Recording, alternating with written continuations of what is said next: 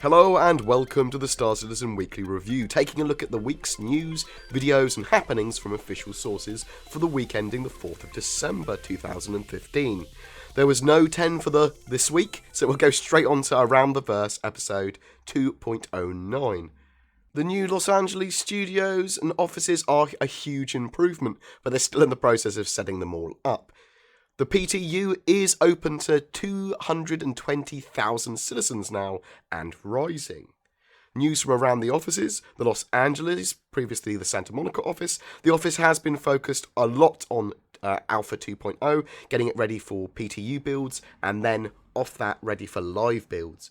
Concept work on the Caterpillar is looking beefy, and they're also working on improving the EMP with new effects such as light flicker and getting the audio down. From the Austin office, they're currently working out how the jump point travel is going to look and function. The team is helping push out loads of 2.0 PTU patches, character customization. They're currently writing a whole deep dive document on that, and they have civilian loadouts for clothes almost ready to go. The next steps for them are to do hair and the actual face. Foundry 42 UK. Over the last 3 months, the team has been rapidly growing, and there's a lot of new staff there.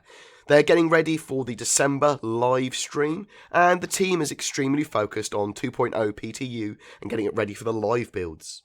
Down in Foundry 42 in Germany, the team is obviously very busy. Over the last year, they've been doing lots of work with physics, animation, and audio code, as well as Squadron 42, FPS design, global scheduling, AI, cinematics, weapons, VFX, character rigging, and optimization and bug fixes. In an interview with the Live Ops team on Around the Verse Behind the Scenes, they talk to the live operations team about patching builds. They work with all the other CIG components. They are working towards incremental patches and patch implementation, and it's a lot of work. It's worth watching if you're interested in an overview of what CIG do behind the scenes and exactly what the live ops team do. In an interview with Tony Zurovic, the director of the Persistent Universe, they talk about the immediate future of Star Citizen. The way that Squadron 42 and the Persistent Universe differ is that Squadron 42 will be in a similar experience between players, but the Persistent Universe will be extremely open sandbox. The interview discusses the social module and why it was more than what they set out to do originally, and why they decided to avoid inviting players to hangars in the first iteration, but instead went for the more player interaction experience of Area 18. The Million Mile High Club is a private meeting community area that players can invite other players or organisations to. It's like a sports bar or an entertainment lounge. You'll be able to customise your Million Mile High Club in the future too. But remember, to start with, there's only 100 players that have access. In the second iteration of shopping, we're going to be able to buy trophies and flair for your ships, hangars and that sort of thing. We'll also be able to formally establish parties, and these parties will attempt to pull and push your group members into the same instances, so you'll be playing together. There will be some form of exclusion mechanics too. You will at least be able to mute players that are being loud or noisy. GIM routing, or GIM routing, you'll be able to move instances and be able to see how many of your friends or party members are in a particular instance before you decide to join. The shopping and customization are going to be the next big thing. You'll be able to purchase things from the Kasaba outlet store, though there's no confirmation of exactly what currency is going to be used yet. This is going to be the first test of true persistence. So this is going to be stored in the verse that you've changed your character or bought these items, and not on web pages or web servers. This week's MVP is Jack Frack for showing the first cargo transportation video. This dude grabbed a box, chucked it in the back of his ship, and then flew around the verse before unloading it. It's actually pretty cool and shows how the physics there for cargo transportation is already kind of there. The art sneak peek as well was a MISC Freelancer interior rework. We got to see some of the lovely stuff that we're going to get from the freelancers in the future. In this week's Reverse the Verse, we got another load of newsworthy nuggets. The PTU is very close to launch of going onto the live servers. It's full steam ahead with the Freelancer. It's going to be the next functional multi-cruise ship available, and there should just be the Freelancer to start with, a base freelancer as it were, and not the variant. So if you've got a variant, you'll get a freelancer as a loaner most likely. The unmount system is still on track for delivery by the end of the year. The Starfarer is at the point where they're working on it to be hangar ready. CIG will be having their Star Citizen Christmas live stream on December 16th. There should be some great stuff here, and with lots of information on the HOTAS during that live stream, and pre-orders for the first keyboards and mid-range HOTASs that will also be signed by Chris Roberts there. Also, they'll have some information, or we'll be able to see some bits from the Morrow Tour during that live stream too. CIG is not officially going to PAX South, although a lot of members from CIG will be there to enjoy PAX South, so you can look out for them there if you're going.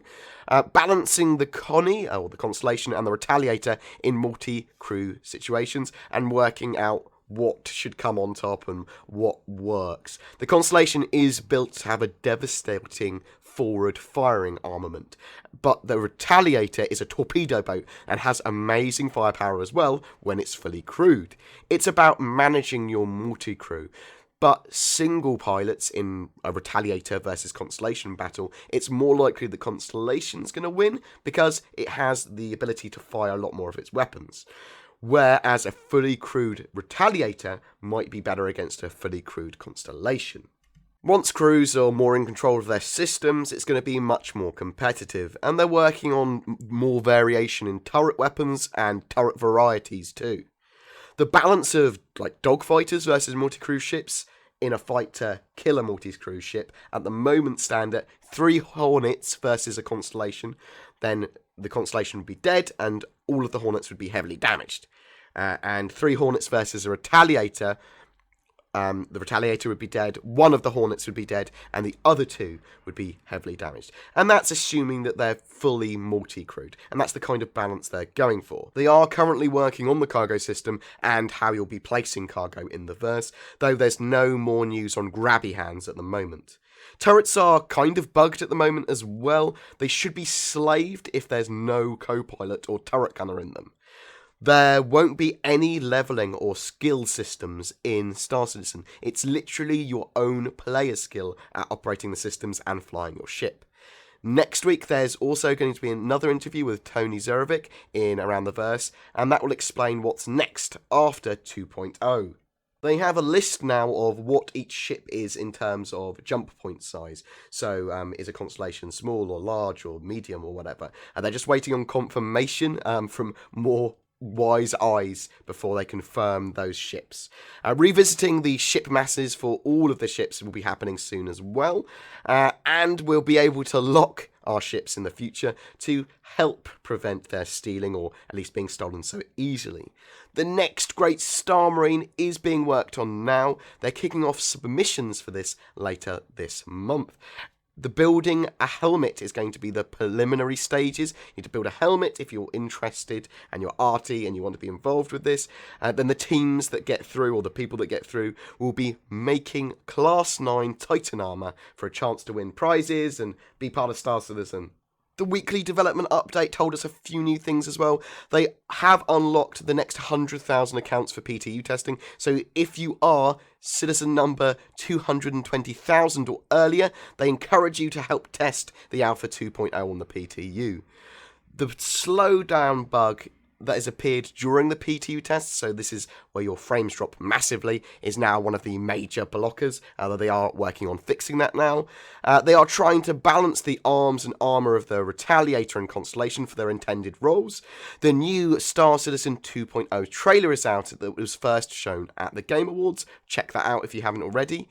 Patch 2.0.0H is out on the PTU now as well, with lots of new changes and updates.